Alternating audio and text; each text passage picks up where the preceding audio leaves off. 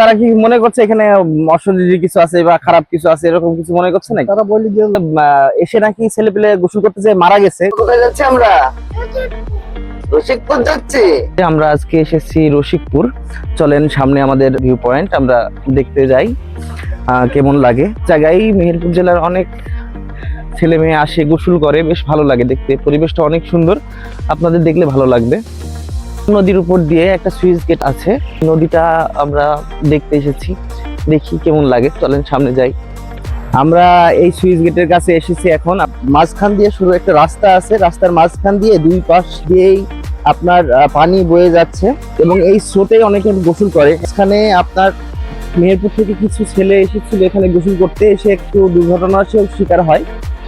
তো এই জায়গাটা যে স্রোতের যে শব্দ শুনতে অনেক সুন্দর লাগছে।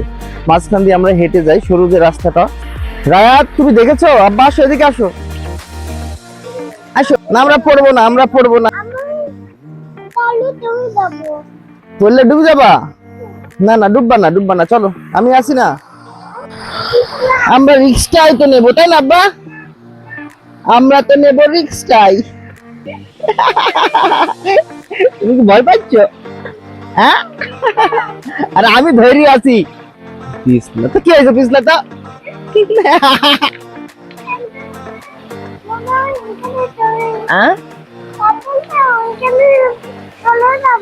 চলে যাবে স্যান্ডেল। আসলে এই জায়গাটায় আমরা ঘুরতে এসেছি, যে জায়গাটা, এই জায়গাটা মানুষজন অনেক কিছুই বলে। এই অনেক কিছু বলার পেছনে কারণ আছে, কারণ কিছুদিন আগে অনেক ছেলেপেলে এখানে আসছিল গোসল করার জন্য। আসার পরে তারা এখানে আসলে পড়ে যায় এবং পড়ে যাওয়ার কারণে 2 থেকে 3 জন ছেলে মারা যায়। অনেকেই এলাকার স্থানীয় মানুষজন মনে করেন এখানে অশরীরী অনেক কিছু আছে এবং তারা এখানে অনেক সময় ছাগল মুরগি এগুলা দেয়, এরকম কথাও অনেক সময় শোনা যায়। আর এই জায়গাটা নামতেও অনেককে নিষেধ করে, আর জায়গাটাও অনেক পিচ্ছিল। এই জায়গায় পড়ে গেলে অনেকে উঠতে পারে না এবং এই উঠতে না পারার কারণে দেখা যাচ্ছে প্রাণহানির সংখ্যা থাকে। এবং এই জায়গাটা নিয়ে আমাদের মেহেরপুর জেলায় অনেক কথাবার্তা বিভিন্ন জায়গায় ছড়ায়। আসলে কতটুকু সত্যি মিথ্যা এটা আমরা জানি না। রসিকপুরের যে বাঁধ, এই বাঁধ নিয়ে অনেক কল্পনা আমরা শুনতে পাই মেহেরপুর জেলা ঘিরেই।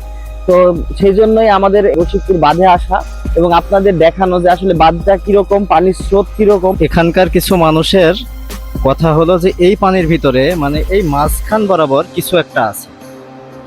অনেকেই বলে মাঝখান বরাবর অনেক কিছুই আছে, অনেকে বলে। তো সেই ক্ষেত্রে মানে এই যে পাড়গুলো, পানির যে স্রোত হচ্ছে, এই পাড় বরাবর এখানে এসে মানুষে কিন্তু গরু ছাগল বা আপনার যেরকম পশু যেরকম দান করে, অনেক মানত টানত বলে না, মানে গ্রামের ভাষায় যেগুলো, এই টাইপের অনেকে অনেক কিছু করে শুনছি। তো সেই ক্ষেত্রে মানে আমার মনে হয় না যে অ্যাকচুয়ালি পানির ভিতরে কিছু থাকবে বা এটা না, এটা আসলে গ্রামবাসীর একটা মিথ বলা যেতে পারে। হ্যাঁ, গ্রামবাসীর মিথ, কারণ এটা থাকার সম্ভাবনা নাই। আমার জায়গাটা দেখে মনে হয়েছে জায়গাটা অনেক পিচ্ছিল, অনেক পিছলা। হ্যাঁ পিচ্ছিল জায়গা। এবং এই আসে তো আসলে অনেক দূরের লোকজন, এখানকার স্থানীয় লোকজন না, যারা জায়গাটা চেনে। এবং দূরের লোকজন আসার কারণে এই স্লিপে যখন দাঁড়ানোর পরে ওনারা যখন স্লিপ করে তখন আর এখান থেকে উঠতে পারে না, এটাই কারণ। এবং এই মারা যাওয়ার কারণে এই মিথটা আসলে তৈরি হয়েছে, আমার এই ধারণা। আমরা এখানে কোনো স্থানীয় কারোর সাথে কথা বলি এই বিষয়টা নিয়ে, তারও আরো ভালোভাবে ক্লিয়ার হ্যাঁ একটু কথা বলা যায়। আমরা শুনি যে এখানে এসে নাকি ছেলে পেলে গোসল করতে যেয়ে মারা গেছে গত বছর। গোসল করতে যাবে না, ওই পেছলে পা দিলেই চলে যেত।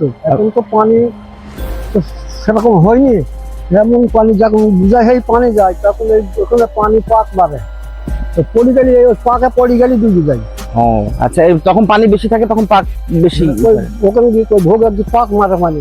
এখানে নাকি শোনা যায় অশরীরী কিছু আছে, এরকম কিছু।